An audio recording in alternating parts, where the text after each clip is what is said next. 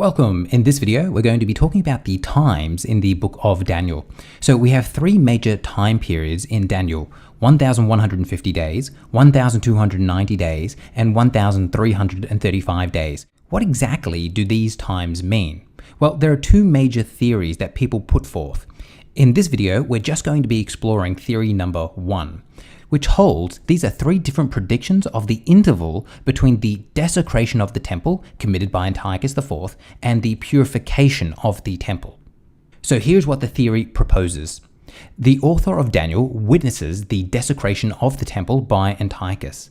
The author then predicts that it will take 1,150 days until the temple is purified.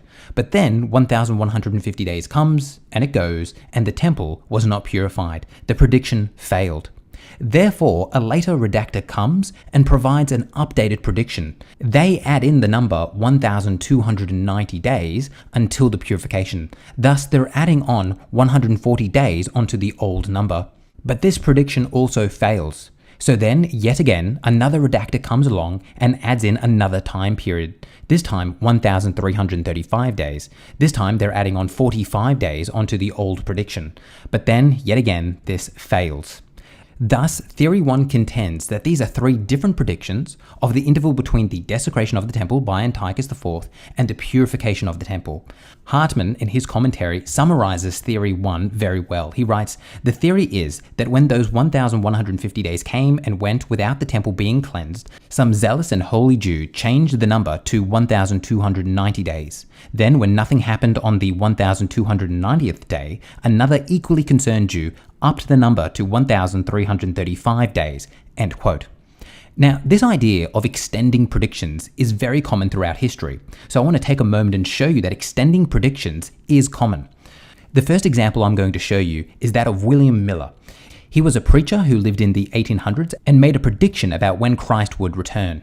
He first said that Christ would return on March 21st, 1843. But when this failed, he added 12 months onto this and said he would return on March 21st, 1844. Then this failed. So what did he do? He added on another 7 months and finally said that Christ would return on October 21st, 1844. When the final prediction failed, this is known as the Great Disappointment, and you can have some fun researching that for yourselves. The other example I want to show you is that of Harold Camping. He too wanted to predict when Christ would return, and he first said that he would return on May 21st, 2011, but when this failed, guess what he did? He added on 5 more months onto that and said he would return on October 21st, 2011. And again, this also failed. So the idea of extending predictions when they fail is common throughout history, so we shouldn't be surprised that we see it here in Daniel. Alright, let's now spend some time breaking down each of these predictions. We'll begin with the 1,150 day prediction. We read this in chapter 8, quote, "Then I heard a holy one speaking, and another holy one said to the one that spoke, 'For how long is this vision concerning the regular burnt offering, the transgression that makes desolate, and the giving over of the sanctuary and host to be trampled?' And he said to him, 'For 2,300 evenings and mornings, then the sanctuary shall be restored to its rightful state.'" End quote. Now, as you've probably noticed, the text itself doesn't say 1,150 days. Rather, it says 2,300 evenings and mornings. But these time periods are actually equivalent. Since every day consists of 1 evening and 1 morning, therefore, if you halve 2,300 evenings and mornings, you get how many days? And that means there's going to be 1,150 days. Some commentators say that the reason why Daniel uses the language of evenings and mornings is because in the temple, the priests would offer a sacrifice in the evening and in the morning. Thus, there would be 2,300 sacrifices that were unable to be completed while Antiochus had control of the temple. This point is made by Goldingay, who writes the following in his commentary. "The 2,300 evenings and mornings before this takes place is usually taken to denote the 2,300 occasions when an evening or morning whole offering was not sacrificed. That is 1,150 days." End quote. Okay, let's now move on to our next two time periods. That is the 1,290 days and 1,335 days. These are found quite literally at the very end of the book of Daniel. In chapter 12, verse 11, we read the following. From the time that the regular burnt offering is taken away and the abomination that is desolate is set up, there shall be 1,290 days. Then in verse 12 we read, Happy are those who persevere and attain the 1,335 days. And then finally in verse 13 we read, But you, go your way and rest. You shall rise for your reward at the end of days. End quote. Okay, let's just focus on verses 11 and 12. First of all, can we appreciate how odd it is that we have two different numbers just sitting next to each other? And especially in verse 12, it seems to be encouraging the reader to keep waiting for a longer period. And this supports Theory 1, which contends that verses 11 and 12 are later additions to the text. Remember that Theory 1 contends that these dates were added because the purification of the temple had not yet occurred, so they keep pushing out those dates to longer and longer time periods. Writing on verses 11 and 12, we have the famous scholar James Montgomery, who writes the following. The two verses are successive glosses intended to prolong the term of 1,150 days announced in 814. That term was not fulfilled, and these glosses, which must be very early, successively extended the time to 1,290 and 1,335 days, end quote. I really like to visualize what scholars are saying, so let's just for a moment pretend that this document before us is the end of Daniel 12. What this theory is contending is that after the 1,150 days came and went, some later redactor came and added on verse 11, and then, once this failed, someone came and added on verse 12. Thus, verse 11 was added after the 1,150-day prediction failed, and then verse 12 was added after the 1,290-day prediction failed. Hopefully that made sense. I know this is a bit of a confusing topic, and you're probably asking yourself a pretty obvious question at this point, and that is, why wouldn't the author remove the incorrect numbers? So if a redactor really did come and add on these numbers, why wouldn't he remove the incorrect numbers? Why would he just add on top of it? Now, we actually don't have an answer to this question. It might be that it was in circulation, so you can't simply just take out a number once something has been published. That might be one reason for it, but fundamentally we just can't know. But writing on this, Collins writes the following, quote, Remarkably, the contradictory numbers were allowed to remain side by side. The exact date was not ultimately so important, or perhaps it was regarded as yet another of the mysteries that was only revealed in symbolic code.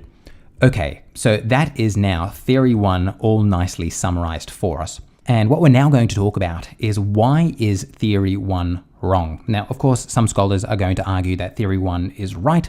I personally don't think it's correct, and this is my channel, so I get to say what we talk about. And I'm saying Theory 1 is wrong. And the main reason why I think Theory 1 is wrong is because the 1,150-day prediction is correct. So this prediction right here actually occurs. So what I'm saying is that the time period between the desecration of the temple and its purification is about 1,150 days. This is a correct prediction. And the reason why we know it's correct is because we're given the dates in the book of 1 Maccabees. So in 1 Maccabees chapter 1 verse 54, we're told, Now on the 15th day of Kislev, in the 145th year, they erected a desolating sacrilege on the altar of burnt offering. So here we're told when the abomination of desolation occurred, and this corresponds to the 6th of December, 167 BC.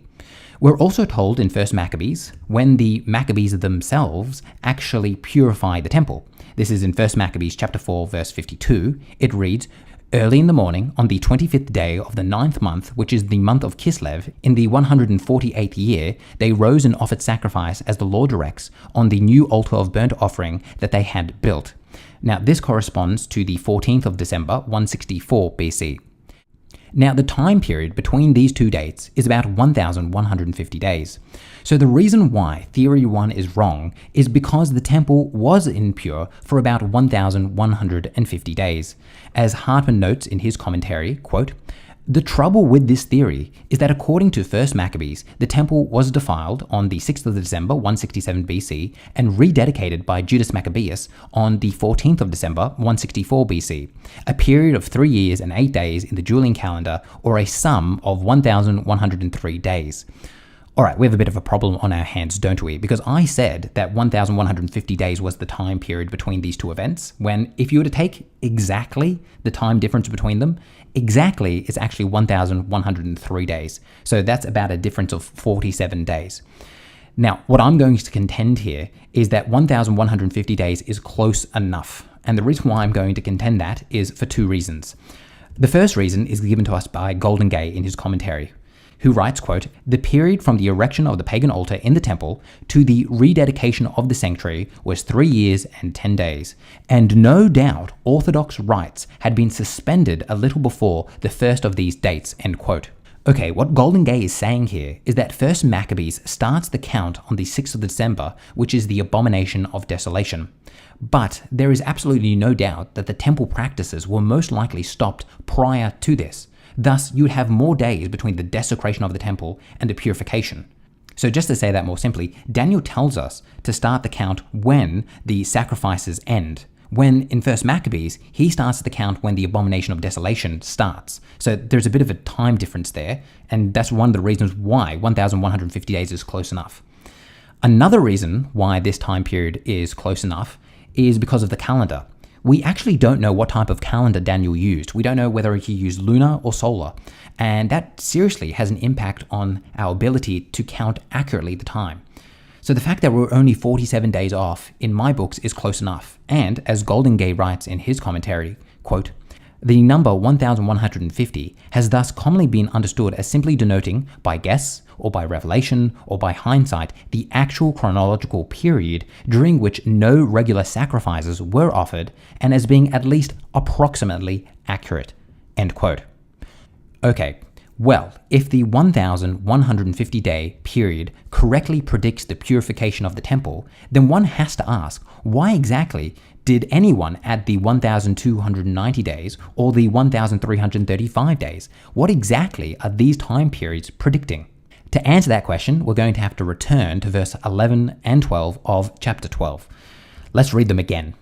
It says, "From the time that the regular burnt offering is taken away and the abomination that makes desolate is set up, there shall be 1,290 days. Happy are those who persevere and attain the 1,335 days."